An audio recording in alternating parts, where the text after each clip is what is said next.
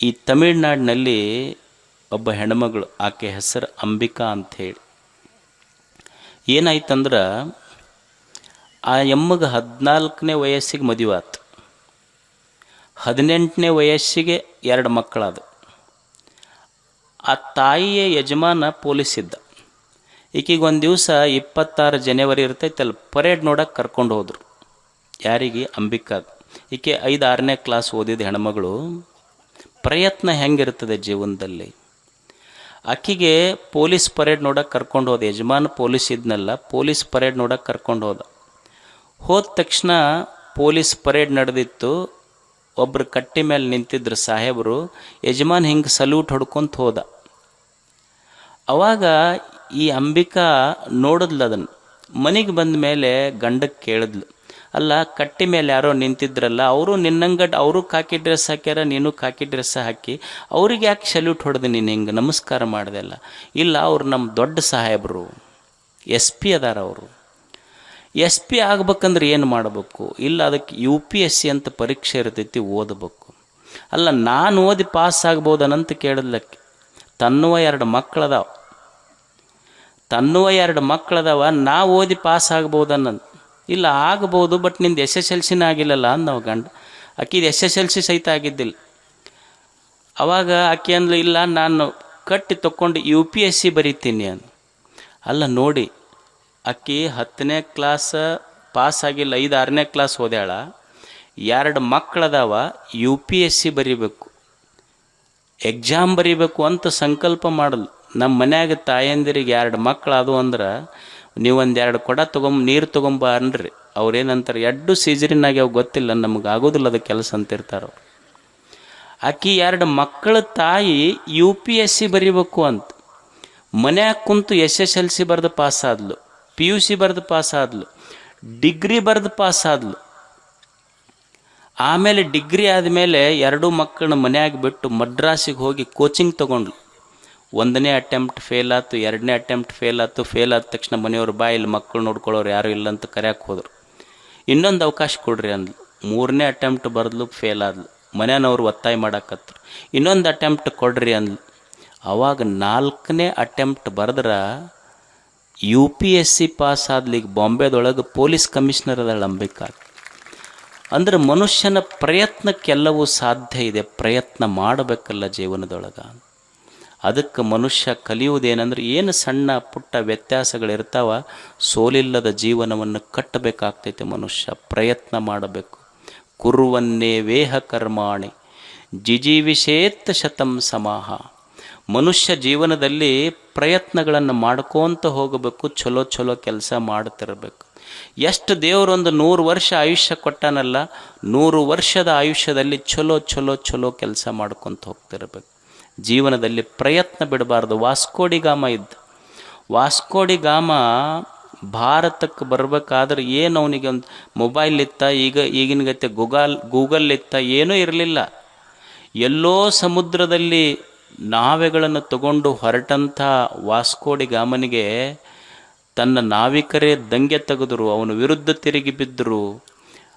ಆಹಾರ ಖಾಲಿ ಆಯ್ತು. ಎಲ್ಲ ಖಾಲಿ ಆದ ಮೇಲೇನೂ ಅವ ಒಂದು ಭೂಪ್ರದೇಶ ತಟ್ಟಬೇಕು, ಮುಟ್ಟಬೇಕನ್ನುವ ಛಲ ಬಿಡಲಿಲ್ಲ. ಕೊನೆಗೊಂದು ಭೂಪ್ರದೇಶ ಕಂಡು ಹಿಡ್ದವ.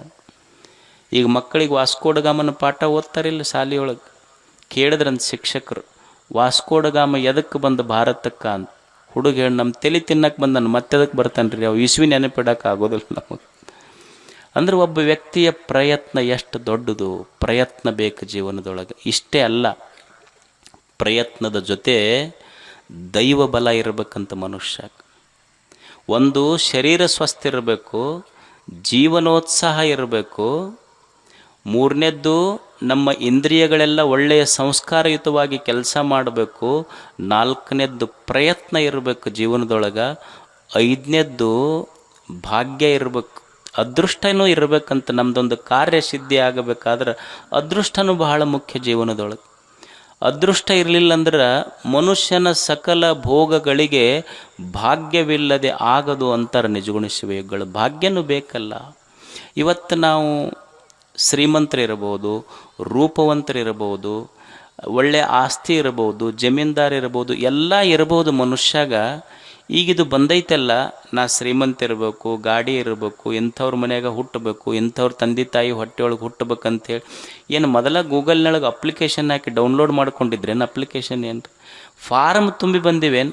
ಇದು ಏನು ಸಿಕ್ಕೈತಲ್ಲ ಈಗ ನಾವು ಪಡೆದ ಜೀವನ, ಐಶ್ವರ್ಯ, ಅನುಭವಗಳು, ಇದೆಲ್ಲ ಬಂದಿದ್ದು ನಮ್ಮ ಭಾಗ್ಯದ ಫಲ, ಇದು ದೈವದ ಫಲ ಅಂತ ತಿಳ್ಕೊಂಡಿರ್ಬೇಕು ಮನುಷ್ಯ.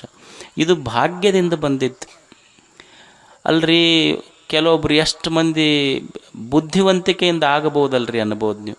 ಇಲ್ಲ ಅವ ಭಾಳ ಬುದ್ಧಿವಂತದನ್ನ, ಬುದ್ಧಿವಂತಿಕೆಯಿಂದ ಇದನ್ನು ಮಾಡ್ಯಾನ ಅಂತ.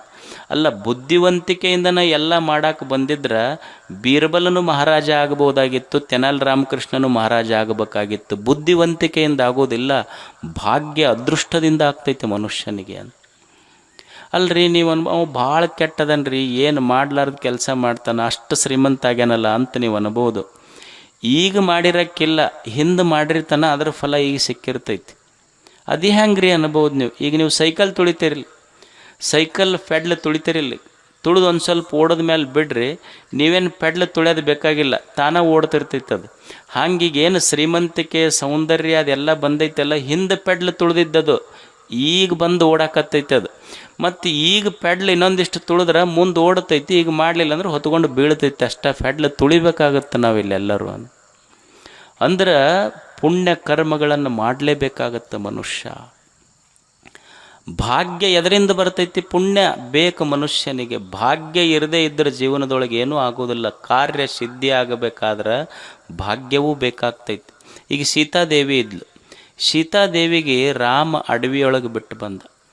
ನಾವು ಸುಮ್ಮನೆ ದಾರಿಯೊಳಗೆ ಹೋಗುವಾಗ ಹೊಲದೊಳಗೆ ಎಷ್ಟೋ ಮಂದಿಗೆ ಹಾವು ಕಚ್ಚಿ ಸತ್ತಾರ ಇಲ್ಲ, ಹಾವು ಕಚ್ಚಿ ಸತ್ತವ್ರದಾರ. ಕಾಡಿನೊಳಗೆ ಸೀತಾದೇವಿಗೆ ಹೋಗಿ ಬಿಟ್ಟು ಬಂದರೂ ಸಹಿತ ಯಾವುದೋ ಒಬ್ಬ ಮಹಾನ್ ಋಷಿಯ ಗುರುಕುಲದಲ್ಲಿ ತಾನು ಬೆಳೆದ ಇಬ್ಬರು ಮಕ್ಕಳಿಗೆ ಬೆಳೆಸಿದ್ಲಲ್ಲ, ಮತ್ತು ಇದು ದೈವ ಬಲ ಇರಲಾರ್ದೆ ಸಾಧ್ಯ ಐತೇನು ಹೇಳಿ. ಮನ್ಯಾಗ ನಮಗೊಂದು ಗುಳಿಗಿ ರಿಯಾಕ್ಷನ್ ಆದ್ರೆ ಎಷ್ಟೋ ಮಂದಿ ಪ್ರಾಣ ಹೋಗ್ತಾವ. ಮೀರಾಬಾಯಿಗೆ ಅವ್ರ ಅಪ್ಪನೇ ವಿಷ ಕೊಟ್ಟ, ಏನೂ ಆಗಲಿಲ್ಲಲ್ಲ. ಅಕ್ಕಿ ಹರಿ ಗುಣ ಗಾನೇಲಗಿ ಶ್ರೀಕೃಷ್ಣ ಕೃಷ್ಣ ಅಂತ ಹಾಡ್ಕೊಂತ ಹೊಂಟ್ಲಲ್ಲ. ಎದರಿಂದಾತಿದು? ಎದರಿಂದಾತು ಅಂದ್ರೆ ದೈವ ಬಲದಿಂದಾತು. ನಿಮಗೊಂದು ಘಟನಾ ನೆನಪಿರಬಹುದು. ನಮ್ಮಲ್ಲಿ ಒಂದು ವಿಮಾನ ಯುದ್ಧ ಬೇರೆ ಶತ್ರು ದೇಶದ ಮೇಲೆ ಹೊತ್ತು, ಯುದ್ಧ ವಿಮಾನ ಕೆಳಗೆ ಬಿತ್ತು. ಕೆಳಗೆ ಬಿದ್ದ ಮೇಲೆ ಶತ್ರು ದೇಶದ ಸೈನಿಕರು ಅವನು ಸುತ್ತುವರೆದು ಬಂದೂಕ್ ಹಿಡಿದ್ರು.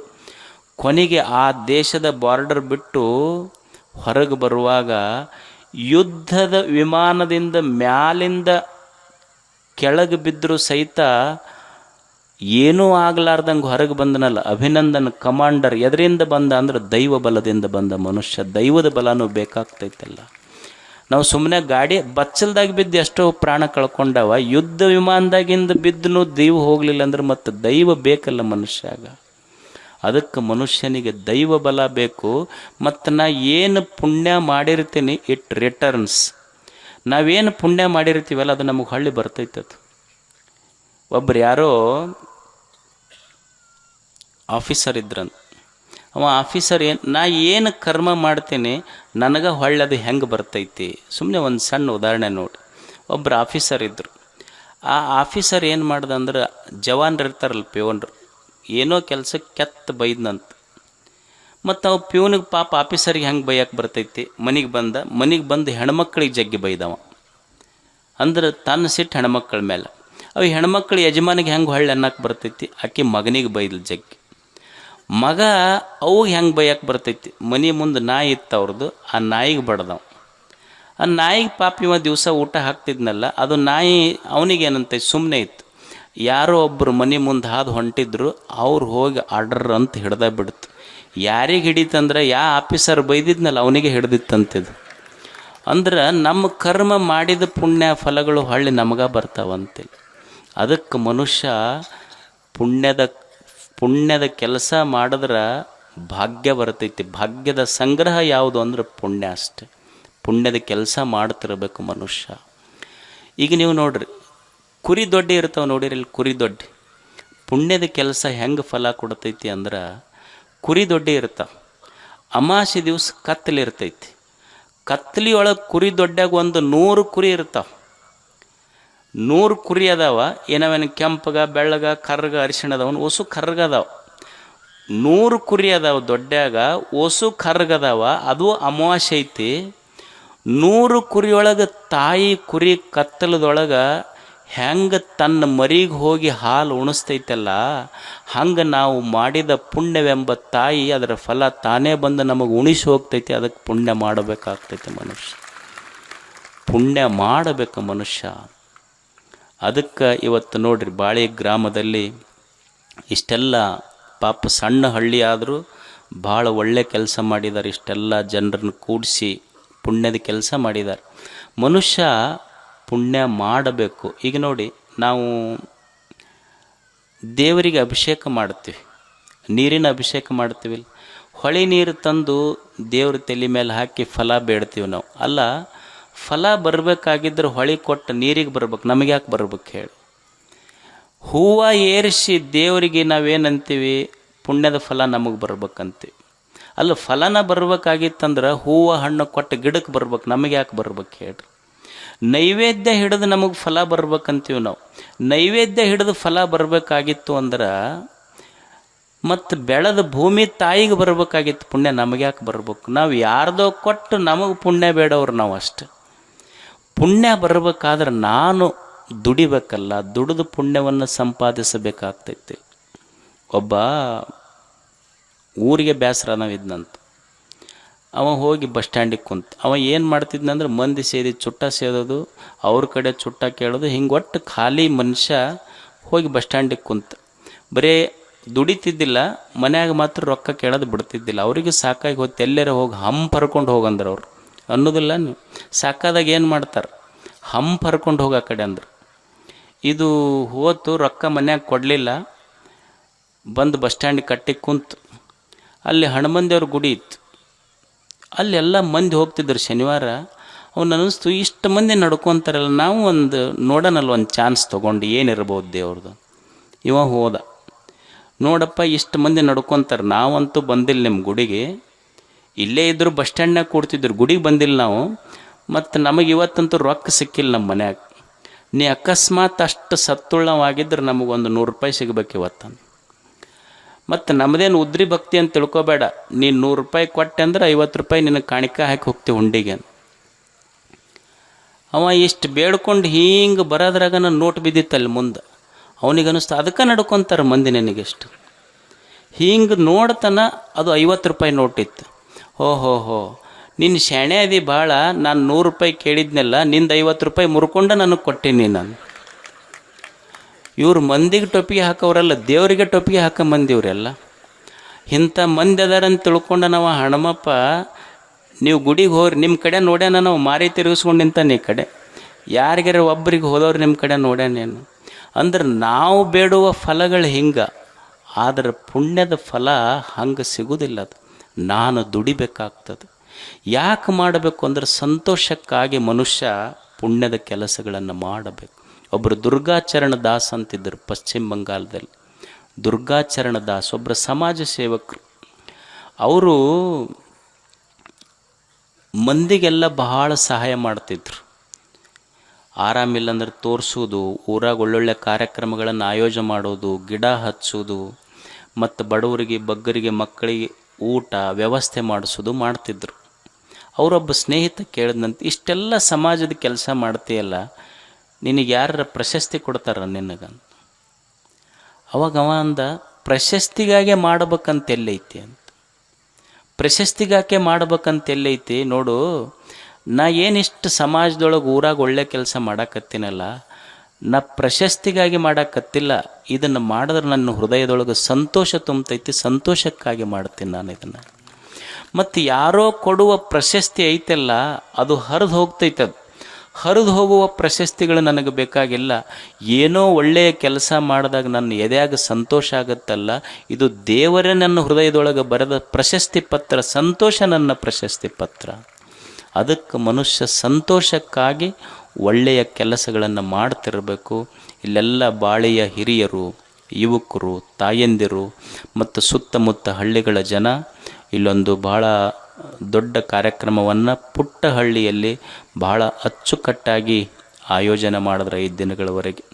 ಮತ್ತು ನಾಳೆ ಬೆಳಿಗ್ಗೆ ಹುಡುಗರಿಗೆ ತಮಾಷೆ ಮಾಡ್ತಿದ್ದು, ನಾನು ಗಾಡಿ ತೊಗೊಂಡು ಮತ್ತೆ ಯಾವುದಾರ ಊರಿಗೆ ಹೋಗಿಗಿರಪ್ಪ ಅಂಥೇಳಿ. ಮತ್ತು ಎಲ್ಲ ಹಿರಿಯರು, ಯುವಕರು, ತಾಯಂದಿರು ಎಷ್ಟು ಚಲೋ ಕೆಲಸ ಮಾಡ್ಯಾರ ನೋಡ್ರಿ. ಎಷ್ಟು ಹಳ್ಳಿಗಳಲ್ಲಿ ಭಕ್ತಿ ಶ್ರದ್ಧೆ, ಎಲ್ಲರೂ ಬರ್ತಾರಂತ ರಂಗೋಲಿ ಹಾಕಿ ಬಿಡಿಸಿ ಎಷ್ಟು ಸುಂದರವಾಗಿ ಸ್ವಾಗತ.